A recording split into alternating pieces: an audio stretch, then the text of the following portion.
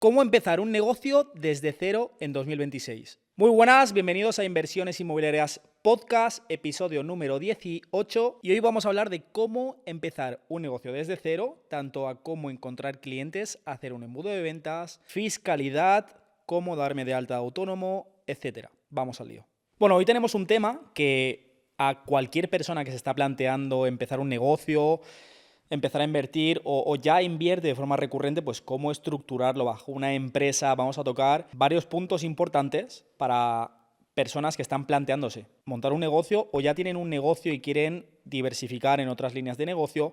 Hoy el tema va para ellos. Bien, un negocio a nivel de estructura es simple. Cliente, propuesta de valor, servicio o producto y venta. No hay más. Al final tienes que enfocarte en esos dos puntos. Me encuentro mucha gente que se cierra en la fiscalidad, en cómo estructurarlo, cómo hacer un embudo, muchas cosas, pues a lo mejor un poquito más pues avanzadas antes de empezar, y nos olvidamos de que el planteamiento de un negocio es así de simple. Es decir, un cliente, una persona interesada en tu propuesta de valor, ya sea un producto o un servicio. Con lo cual, tengo que encontrar ese tipo de cliente, ese tipo de persona interesada en mi producto, ¿bien? Y debo de tener un servicio o un producto de alto valor agregado. O sea, debe aportar un valor y evidentemente tengo que ir mejorándolo y siendo mucho más competitivo con mi propuesta de valor. Bien, lo primero para empezar, al final, es esa propuesta de valor, es testear que tienes clientes. Y hoy en día es muy fácil con redes sociales, es muy fácil con campañas publicitarias, etcétera. De hecho, te voy a hablar pues de nosotros, uno de los nuevos negocios que implantamos en 2026, qué pasos estamos dando. Uno de los negocios que implantamos en 2026 es un broker hipotecario. Un broker hipotecario, para quien no lo sepa, es una persona o una empresa que te acompaña en el proceso de tú buscar una hipoteca. Ya sea que es tu primera hipoteca, es decir, vas a comprar tu casa y pues alguien te ayuda, un especialista, en cómo planteárselo al banco, qué debes de tener en cuenta, qué tipo de banco va más con tu perfil, hasta dónde te pueden financiar, cuántos años, qué tipo de cuotas. Es decir, todo el expertise o todo el conocimiento que pues de normal una persona no conoce, pues te asesora en ese punto. Igual que, pues para comprar una lavadora vemos muchas reviews y muchos tipos y vemos a ver cuántas revoluciones y cuántos kilos y demás. O sea, es decir, empezamos a cualificarnos. Con el tema de las hipotecas no es así. Es decir, vamos al banco de toda la vida o le preguntamos a algún familiar y nos dice de ir al banco de toda la vida y punto. Ni siquiera se suele comparar a más de 2 bancos, ¿vale? Con lo cual, es un buen perfil y tanto si estás buscando tu primera hipoteca, tanto si ya tienes tu hipoteca, supongamos, nosotros, por ejemplo, inversores que tenemos, que nos llegan, que ya tienen su hipoteca, a lo mejor han comprado su vivienda y quieren, pues, comprar ahora con hipoteca para invertir. Es un tipo de perfil que, bueno, ya se han endeudado, no tiene una capacidad deudaria limpia, sino que ya tienen algo en la CIRBE, en el grado deudario, y, bueno, pues ver cómo podemos ir a un porcentaje de financiación más alto, qué tipo de hipoteca es más adecuada para mí, qué estrategias hay, cómo mejoro mi historial crediticio, etcétera, ¿vale? Entonces, apalancando un profesional para que el banco pues les dé más financiación o mejores condiciones y entender mucho mejor el proceso. O inclusive ya el inversor que llega ya hasta las cejas, pues el que tiene deuda al máximo, pero tiene a lo mejor algo de un inmueble libre de cargas para refinanciar y meterse en otro activo, o tiene una hipoteca muy chiquitita y puede hacer una ampliación hipotecaria para coger una partida de liquidez y meterse a lo mejor en una opción a compra, etcétera. Hay alternativas o acciones para pignorar, etcétera. Entonces, en resumen, se apalanca de un especialista que le acompañe y le aporte ese valor. La propuesta de valor es clara, es decir, es acompañar a esa persona en todo el proceso financiero, tanto recabar toda la información, hacer la criba de qué tipo de banco es el adecuado, qué tipo de interés, cuál es la aspiración objetivo, es decir, cuál es el tipo de interés objetivo al cual vamos, a cuántos años, hasta dónde podemos llegar, cómo se lo podemos plantear, podemos poner algo de garantía para mejorar, pues al final esa propuesta de cara al banco, etcétera, ¿no? O sea, la propuesta de valor es muy, muy clara y el cliente, pues al final público objetivo es o bien alguien que compra su primera vivienda o alguien que busca pues escalar lo que ya tiene y o bien no quiere ir a pelearse con los bancos por esa pérdida de tiempo que requiere, no tiene tampoco ese carácter de ir a negociar, ni tampoco pues eso, ¿no? No tiene ni el tiempo ni las ganas de tener que ir pues cada día, cada 2, 3 días al banco, a distintos bancos, hacer la ruta y pelearse con bancos, pasarle la propuesta, explicarle una cosa, explicarle otra, con lo cual pues o bien no quiere hacerlo o no tiene tiempo de hacerlo. Bien, al final nosotros entendemos que con la inmobiliaria es algo que teníamos que madurar, es decir, nosotros confiamos mucho, y haré un vídeo de esto si tiene interés, haré un vídeo de un poco la economía circular que nosotros generamos y nosotros, por ejemplo, cuando empezamos con el servicio PSI y nosotros mismos nos hacíamos las reformas y vimos que teníamos esa economía circular, ¿no? Para buscar una oportunidad de comercialización para comprar a modo de inversión en el servicio PSI, pues que requerías servicios externos, como es una persona que te haga la reforma, ¿no? Una empresa de reformas, una empresa que te haga la gestión del alquiler, pues por habitaciones, vacaciones, lo que sea. O sea, requieres una empresa de limpieza, requieres factores externos, empresas externas, y nosotros poco a poco hemos ido creando empresas de esa economía circular. O sea, creamos hace poco con mis socios una empresa multiservicios para el tema de mantenimiento de los pisos y limpieza. Pues evidentemente un cliente muy fiel que tienen esas empresas es nuestra otra empresa, ¿no? Hacemos 120, 130 reformas al año, con lo cual tenemos un volumen de inmuebles bastante alto y siempre hay mantenimiento y siempre hay limpieza. Limpieza o bien, si es un alquiler de habitaciones, integramos limpieza al menos 1 o 2 veces a la semana. Si son limpiezas de fin de obra, también. Y tenemos también de forma cruzada pues servicios que nosotros mismos nos aplicamos para esa economía circular y yo personalmente lo necesito, es un poco así la palabra necesidad, pero bueno, entenderme, se requiere de algunos procesos así y yo personalmente me encanta tener el control de cuándo van a ir a limpiar, cuánto va a costar, cuánto lo van a tener, cuándo lo van a tener listo, o sea, tener ese control operativo de tiempos y dimensionamiento de personal, yo es algo que soy muy obsesivo y lo requiero y me ha empujado a esa economía circular que poco a poco vamos forjando mucho más y escalando. Bien, dicho esto, nosotros con esta empresa la propuesta de valor es muy clara. Antes de todo esto, evidentemente, hacemos un testeo a ver si aporta valor y nosotros lo fácil, entre comillas, porque al final no es regalado, o sea, se ha creado así, son semillas ya plantadas que tienen sus frutos. Nosotros tenemos 120, me parece, 120, 115 ahora mismo inversores en cartera dentro del servicio PSI, ¿vale? De gente que hacemos un plan a 5 años y lo vamos pasando a activos y los tenemos ya fidelizados, tenemos un grupo de WhatsApp con ellos, entonces ya es algo muy cercano y cuando planteamos este tipo de cosas, pues vemos a lo mejor un perfil de inversor y directamente le preguntamos, oye, estamos planteando lanzar este servicio, ¿tú qué opinas de esto? ¿Tú cómo lo verías? ¿Crees que te aportaría valor? ¿Crees que no? ¿Tú lo cogerías? Danos un poquito de feedback. Y hablamos con mercado.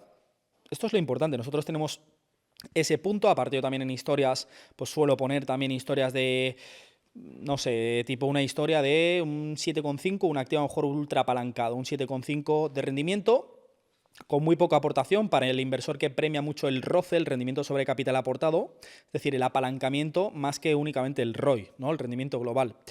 Yo testeo en mis redes sociales y evidentemente a los inversores que tengo en cartera y tengo confianza, así que yo ya empiezo a tener lecturas de mercado de si me aportaría valor, por qué te aportaría valor y dónde y por qué, ¿no? O sea, es súper importante ese punto de entender también el por qué te aporta valor. Pues mira, a mí por qué no tengo tiempo, no quiero yo pelearme con los bancos y me iría muy bien pagar pues 2.000, 3.000, 4.000, 5.000, hasta 3.000, 4.000, súper bien para que me busquen unas condiciones. ¿Cuáles serían tus aspiraciones? Es decir, que te puedan dar un 10% más de financiación que el resto, un 0,5 menos de tipos de interés, es decir, en vez de un 2,5, pues un 2, etcétera, pues ver un poco dónde está el rango de mercado, el cual pues aprecian tu servicio y hasta dónde están dispuestos también a pagar, ¿no? Ver un poco la horquilla, con lo cual nosotros lo que hacemos inicialmente cuando quieres madurar un negocio es dejar hablar a mercado, entender por qué te aporto valor, dónde, cómo y cuál es el precio que tú estarías dispuesto a pagar por recibir ese valor. Con lo cual, ahora ya tenemos una base. Cuando empezábamos, evidentemente, pues si tú estás empezando, no la teníamos. Y ese tipo de pruebas, pues oye, puedes poner un anuncio muy sencillo en Facebook Ads, Google Ads, donde quieras, una campañita de 100, 200, 300 euros al mes y directamente, pues como si haces una tipo historia de una story de Instagram, fondo negro y pones, damos financiación, ¿no? En este caso, ¿no? Te damos mejor financiación que el banco. ¿Estás interesado?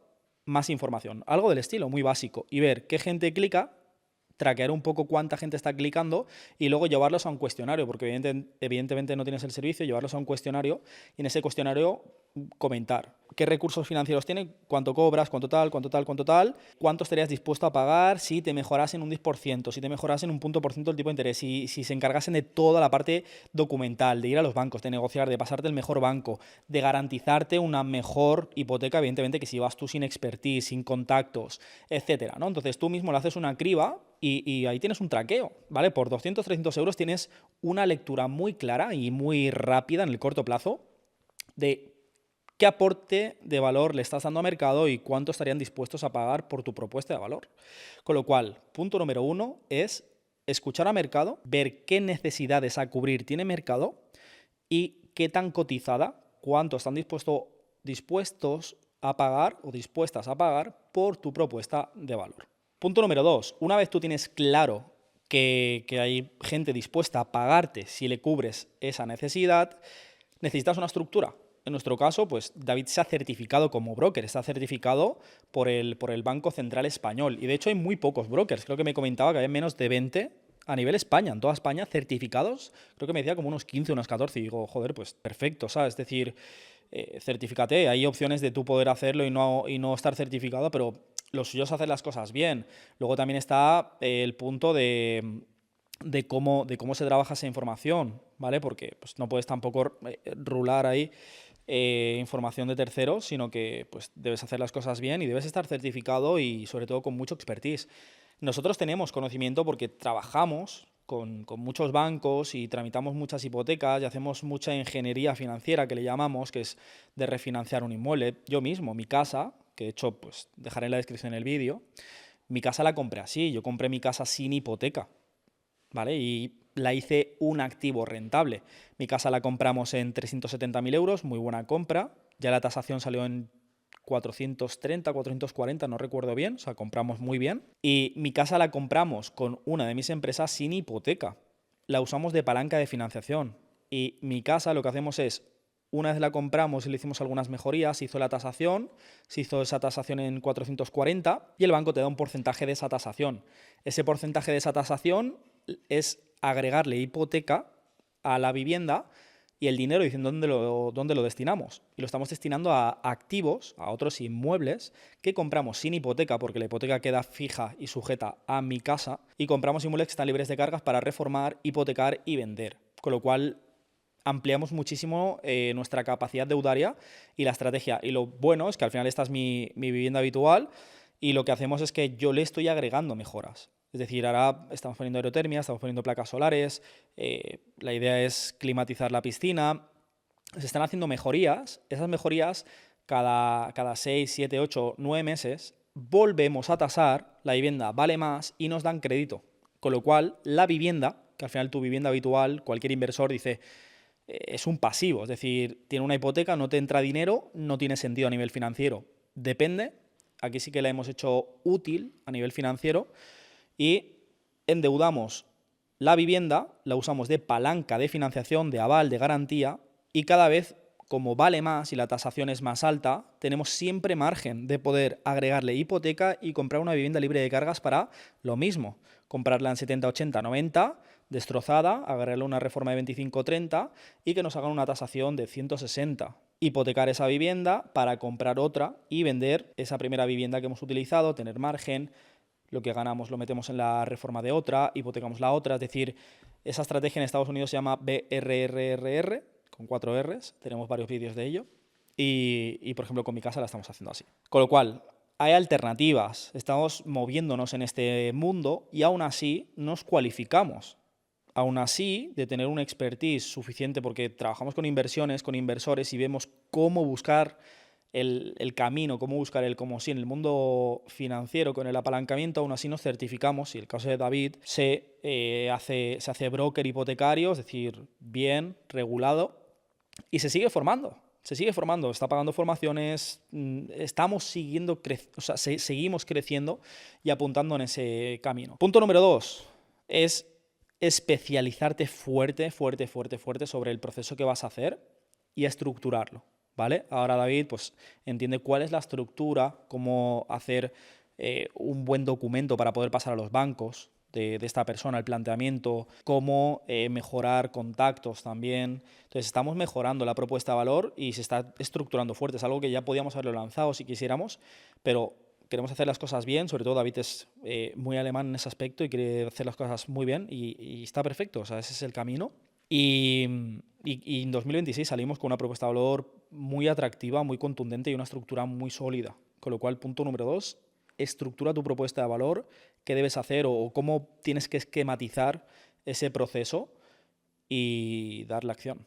Punto número 3, una vez tienes la estructura ya establecida de tu servicio o de tu producto, necesitas otra estructura, no solo operativa, sino otra estructura que es de ventas. Evidentemente tienes que tener recurrente una entrada de clientes y tienes que tener un funnel, un embudo de ventas que te esté trayendo de forma recurrente gente interesada en tu propuesta de valor. O sea, no puedes hacer como yo me acuerdo cuando empecé, que era puramente la analogía de estos chinos que están con los platillos, que están girando un platillo y el otro se le termina la inercia y van corriendo al otro platillo y le dan vueltas y luego el otro se le termina la inercia y estás corriendo de un lado a otro.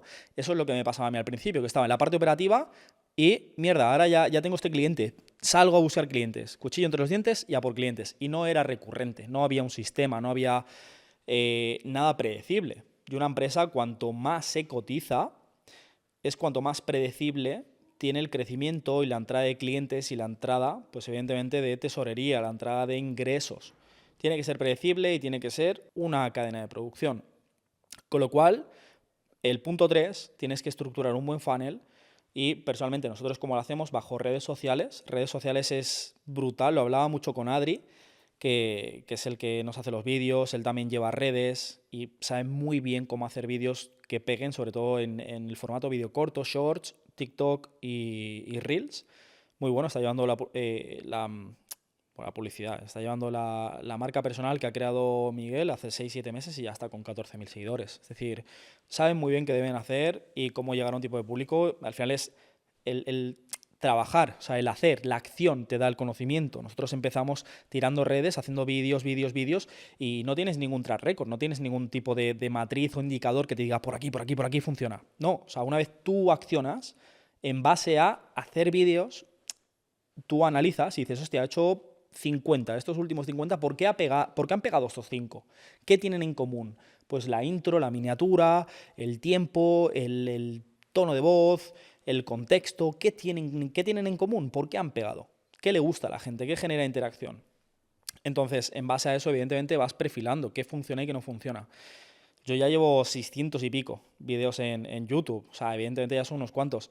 Y en Instagram, no sé, 400 o 300, es una barbaridad. Y evidentemente todo es progresivo.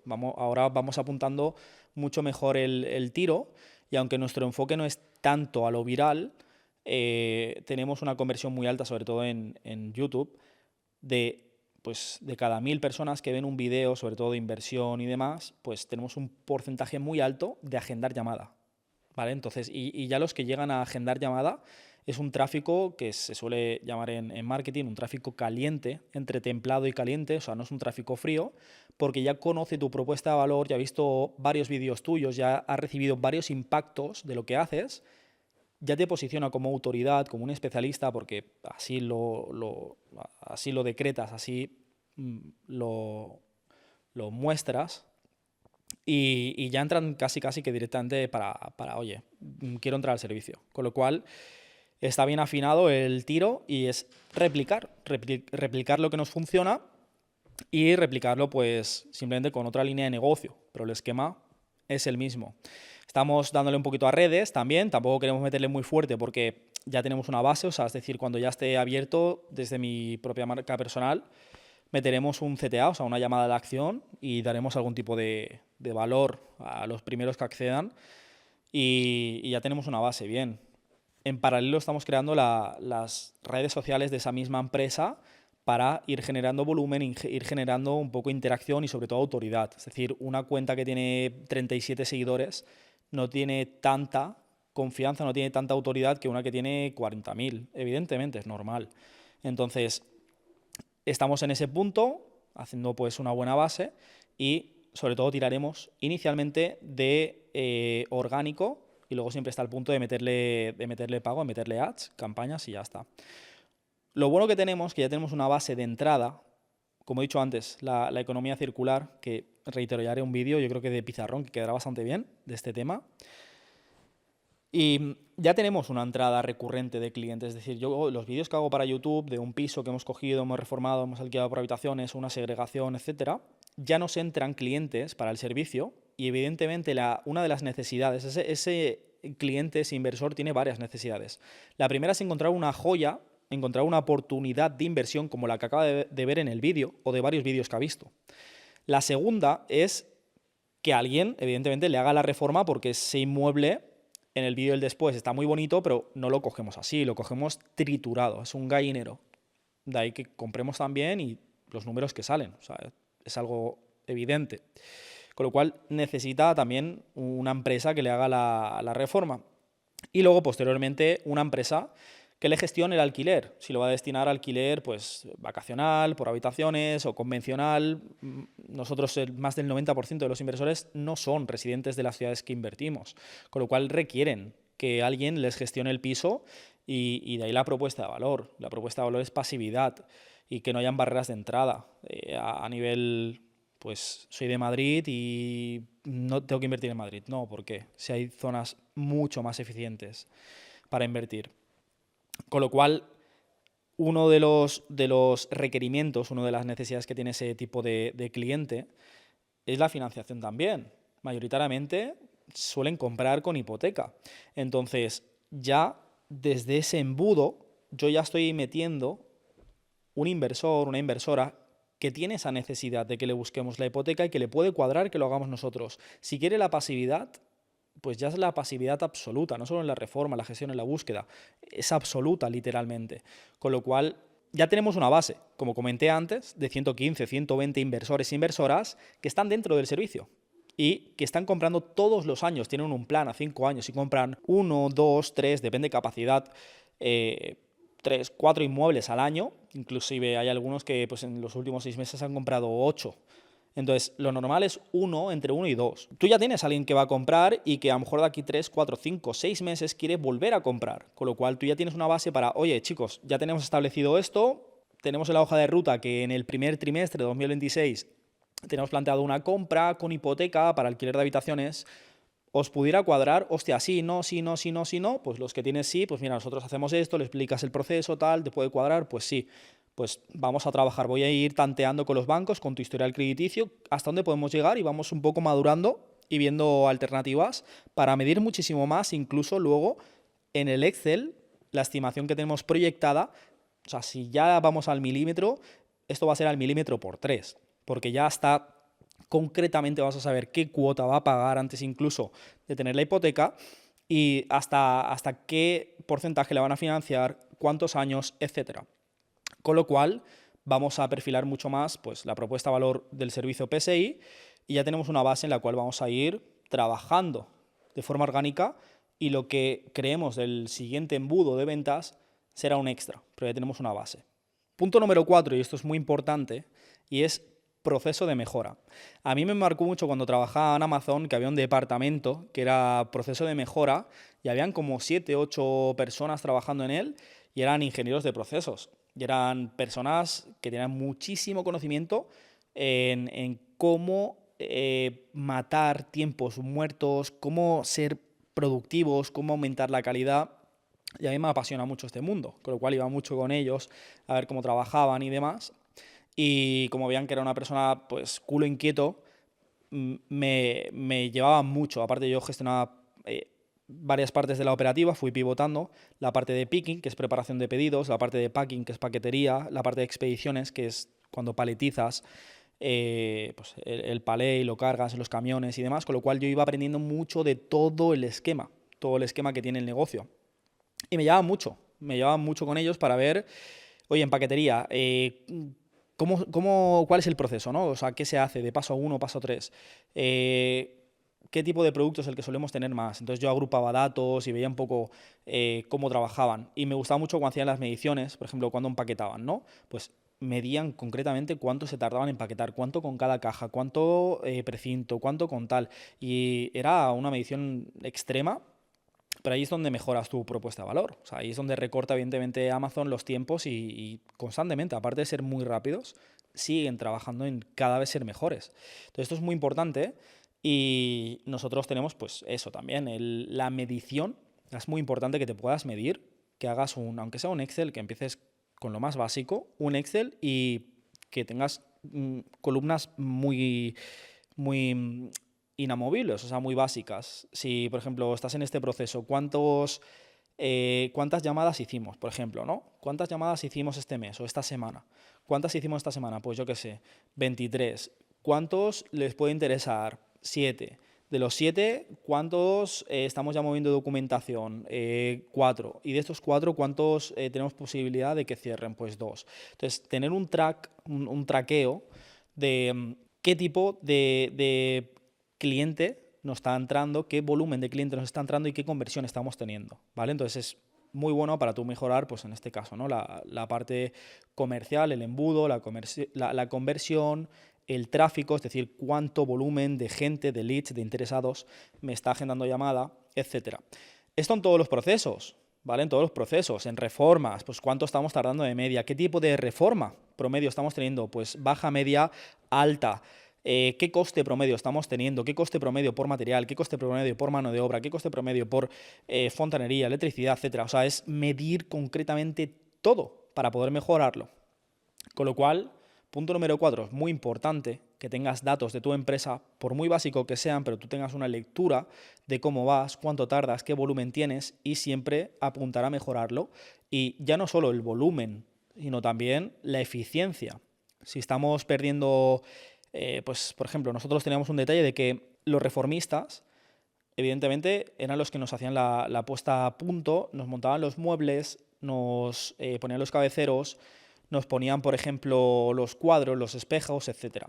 Detectamos que había muchos errores de poner un cuadro a una altura que no, y eso lo tenemos todo marcado, es decir, no es, márcale, no, o sea, marcamos todo al milímetro, o sea, a qué altura debe ir un cuadro, un espejo, tenemos el proyecto decorativo de precisamente dónde va el cuadro, tenemos el plano de concretamente dónde va el cuadro, o sea, no hay fallo, y aún así había fallo.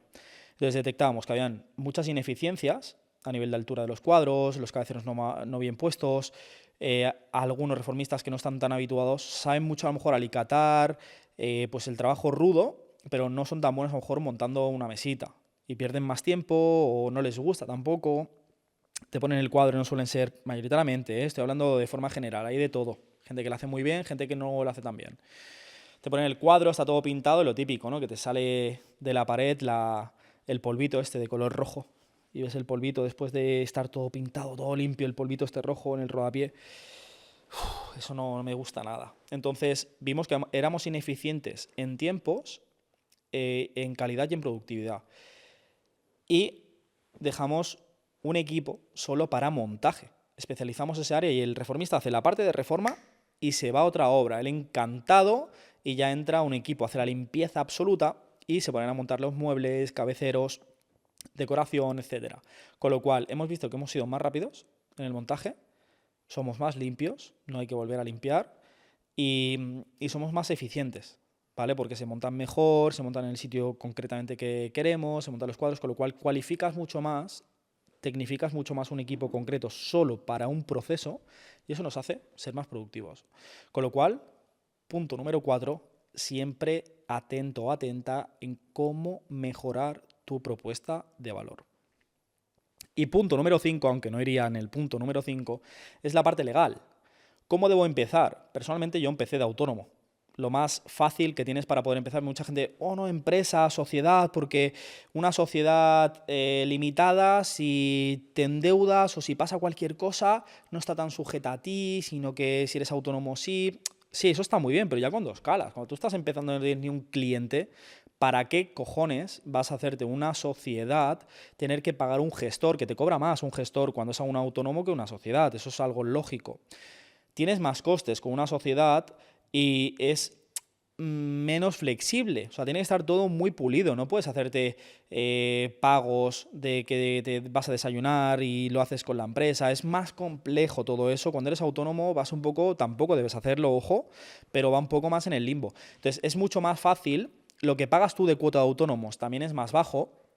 El tema de autónomo bonificado, pues no me acuerdo concretamente, pero creo que son 64 euros o por ahí, 12 primeros meses, y luego hasta los 18 tienes 6 meses más, que depende de comunidad autónoma, cambia. Por ejemplo, en Andalucía, lo sé por Fran, de que él el primer año pagaba 0 euros de autónomo. Entonces cambia. En Cataluña eran esos 64 bonificados, y los siguientes 6 meses, es decir, de los 12 a los 18, tienes también el 98 por ahí, o sea, es bastante bajo. Cuando ya eres administrador societario, es decir, ya tienes una sociedad, ya sea pues tú solo o con más gente, tú ya pagas, si tú eres el administrador de la sociedad, tú ya debes de darte de alta, o sea, ya eres autónomo societario y la cuota es mucho más alta. Ya pasas a 200, 300, 400, es más alta. Con lo cual, evidentemente, cuando tú estás arrancando, no debes de tener unos costes operativos tan altos y no debes tener esa inflexibilidad cuando estás empezando tan compleja. Con lo cual, yo lo que recomiendo, así lo hice yo, empecé de autónomo con los costes operativos más bajos posibles, que es la cuota 64 euros, una gestora que me cobraba, creo que eran 35 o 40 euros al mes, y muy sencillo todo, muy sencillo todo. De ahí, evidentemente, cuando ya tienes volumen de negocio, cuando ya pasan esos 12 meses, 18 meses, 24 meses, que ya te vas a una cuota normal, ya yo lo hice un poquito antes, pero ya te haces una empresa, te haces una sociedad, una SL, y punto. Todo con la sociedad, pues el gestor ya también un poco que te instruya cómo hacerlo todo, cómo hacer las trimestrales, las facturas, todo muy bien, etcétera. Y ya elevar tus costes operativos tiene sentido porque ya tienes un flujo recurrente más alto de entrada de liquidez, de ingresos, y tiene mucho más sentido protegerte si ya pues tienes ingresos más altos, estás empezando a pedir deuda, etcétera, protegerte evidentemente tanto lo tuyo, tu patrimonio, bajo una sociedad. Así que bueno, este es el tema de hoy, hablando un poco de cómo arrancar desde cero una empresa. Dudas, por favor, que tengáis, dejármelas en comentarios, estaré encantadísimo de contestarlas. Espero que haya sido de aporte. Y como siempre deciros, hay que seguir luchando, remando y trabajando por nuestros sueños y no por los de otros. Chao, chao.